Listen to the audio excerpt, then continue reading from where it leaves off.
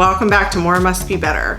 Today, we're gonna have Steve show you how we make steak using the sous-vide technique and a quick sear at the end. It's super easy and it's the most delicious way we found to make steak. So stick around for that. And in this house, when we have steak, we always have to have Bearnaise sauce. And you would think that's really hard to make too. It's not. Steve's gonna show you exactly how he makes it with his foolproof recipe. So let's get started. I'm going to show you a pretty simple way. Meg, I think, underplayed it a little bit. It goes quick if you know what you're doing. It's super delicious, but there are some tricks to it that if you don't do it right, it's a mess. It's a catastrophe. So I'm going to do my best to hand this down to my kids who really need to know how to do this, but you do too. So first, let's get started with the steak, because that's going to be the really easy part. You won't believe how easy it is to make a perfect steak. First of all, the cut of steak you use is pretty important, and I gotta tell you, sirloin is one of my favorites. I know it's not the most glamorous cut of meat. It's not a filet mignon, it's not a ribeye, it's just plain old sirloin, but it's got a lot of flavor if you cook it right. So this modest little steak here, we're gonna open it up. It's not particularly marbled, but that's okay. We're gonna take that and put it inside a Ziploc bag.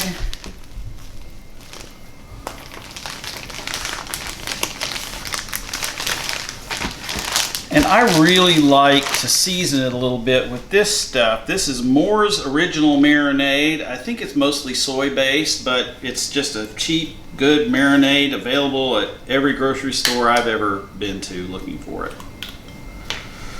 And we're just going to put a little bit in because a little of this goes a long way. That's probably about 2 tablespoons. And then I'm going to zip it up and swish it around a little bit just to make sure that it's coated well. Now, I would like to say that this is not going to be the only sous vide video you can find. If you really are into this technique, it's very easy to see all kinds of fanatics online who know how to do it really well and will cook everything this way. The basic technique is that you put this in a sealed bag. You want to get all the air out of it. You put it in a sealed bag and you put this in hot water. The temperature is controlled by a device that we'll show you here in just a second. But it carefully brings the temperature up to the perfect temperature for the redness that you want it. And because it's in water at a fixed temperature, it cannot overcook. The longer you leave it in, the more the sinew breaks down and the more tender the meat gets. And so that's really the advantage. That and the fact that you can put it on in the morning before you go to work, and you can take it off when you get home, and it will be perfect. And you can't screw it up. So we've got it in the bag. Let's bring it around here. We've already got a pot of water. This is the heater. It's got a little blower in there that's circulating the water, but it's already heated up at 133 degrees for us. And we're just gonna put this down in the water. I'm gonna open the bag up just a little bit and let all the air out so this submerges well. And then I like to just kind of curl this over the edge because the blower in the thing here wants to kind of pull it towards it. But now, come on, get a shot here and look down. It's just going to sit here. It's submerged in the hot water, and it's going to sit here until we decide to take it out. And we'll come back in just a minute. Bearnaise sauce is something of a family, not a secret, it's a family treasure. I started making it, I don't know when, because my mom made it when I was a kid, and my brother started making it, and anything my big brother had to do, I had to do it too.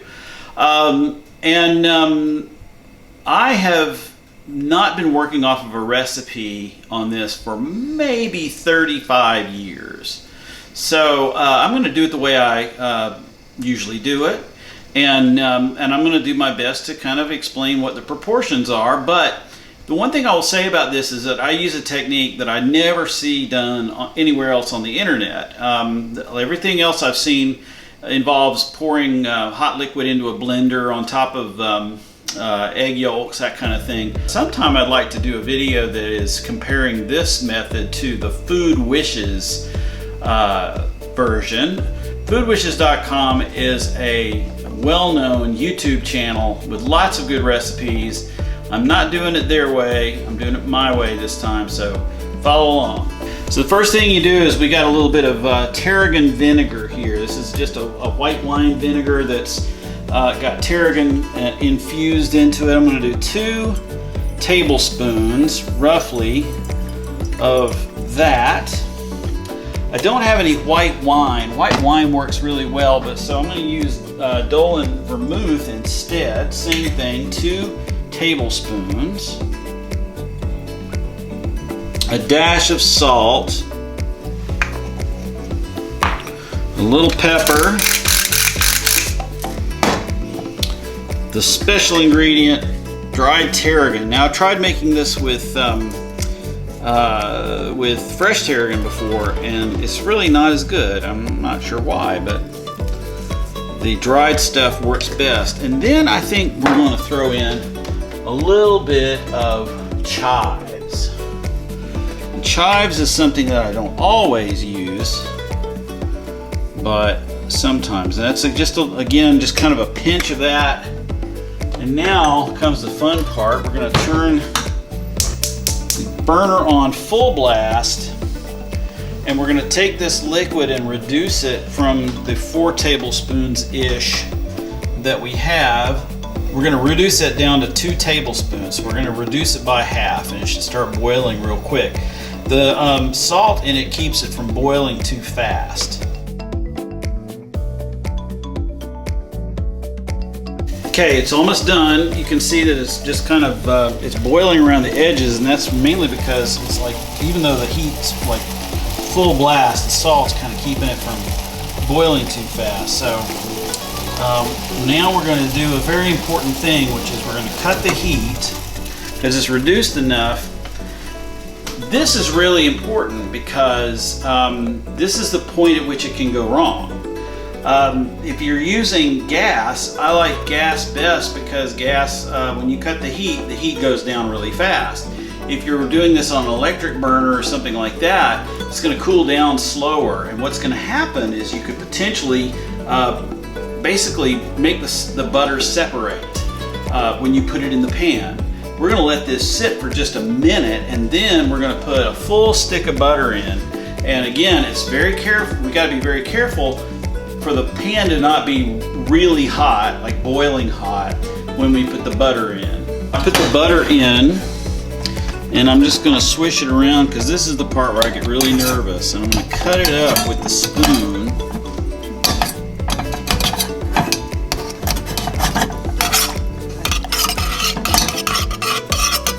So now this is cut up. And see, it's not melting too fast, so I think we're in good shape. So now what we got to do is come back out, and we're going to take 2 egg yolks.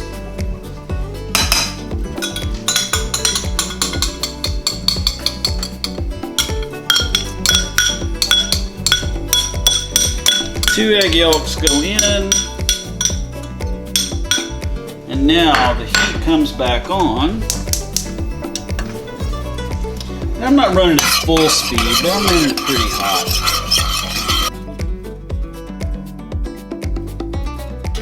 And we're just about done. We'll give it another second or 2. I think if you go too long, you also run the risk of having it separate.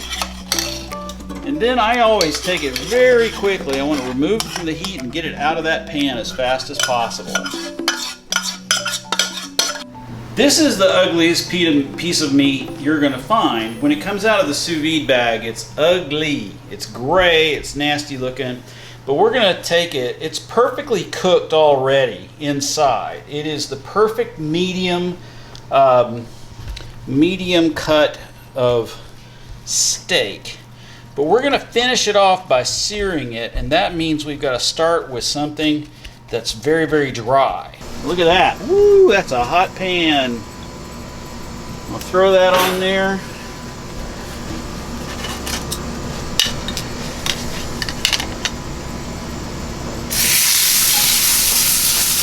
Press it down.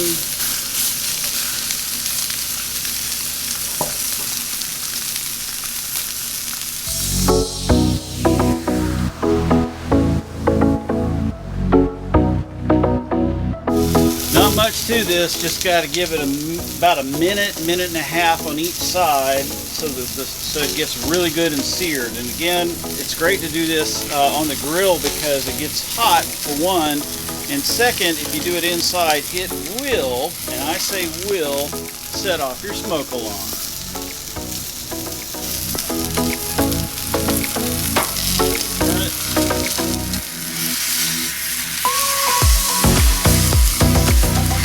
Woo-wee, look at that.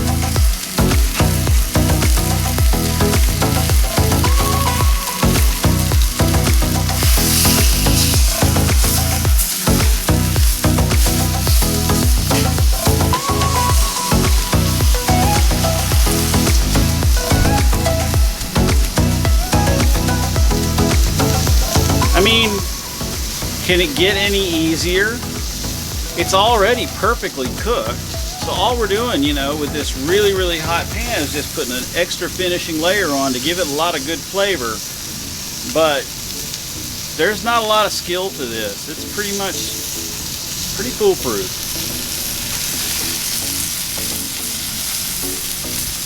And that, my friends, is a perfectly done steak. Get ready to see what this baby looks like when we cut into it. Go. I'm the lucky one because I get to cut into it so that you can see how perfect it is. I'm gonna go on the end here because I'm left-handed. Oh, look at that. This was cooked to what, 133 degrees? Yep. It's not red in the middle, it's definitely pink, which is exactly how I like it. And it's gonna be tender. Look at that. It looks amazing. I'm gonna take a bite. Ready? Mmm. That's too big of a bite. The best part is yet to come because I'm gonna eat it with the whole package here. I'm gonna have a bite of the steak with the Bearnaise sauce. Put a little dab on the plate. Cut a little tiny piece here. Oh, it's so good and tender. You get sirloin steak that's tender by cooking it the sous vide technique in a way that you won't get it tender any other way. Every time. Just perfect.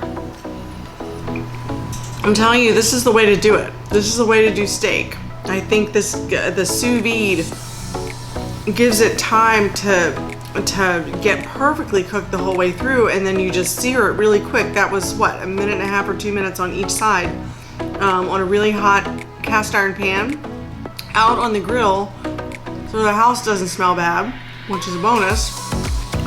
It's great. My boys love it. We love steak, and we're excited to have this for dinner. Thank you so much for watching us make the delicious steak and Bearnaise sauce today. If you like this video, click like, please subscribe to the channel, smash the bell so that you never miss another one of our videos when we post them. Please visit us at our Facebook page, More Must Be Better.